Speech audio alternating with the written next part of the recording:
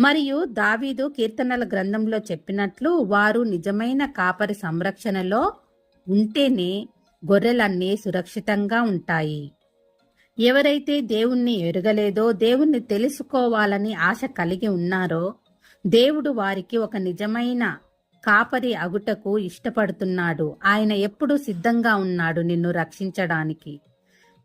ఐగుప్తు నుండి విడిపించడానికి దేవుడు ఆ యొక్క ఇశ్రాయేలీయులకు ముందుగా ఒక కాపరిగా మోషేను ఏర్పరచుకున్నాడు.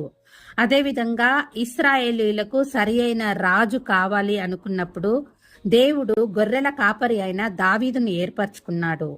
యోహాను సువార్త 10వ అధ్యాయము 11వ వచనంలో ఇలా వ్రాయబడి ఉంది, నేను గొర్రెలకు మంచి కాపరిని, మంచి కాపరి గొర్రెల కొరకు తన ప్రాణం పెట్టును.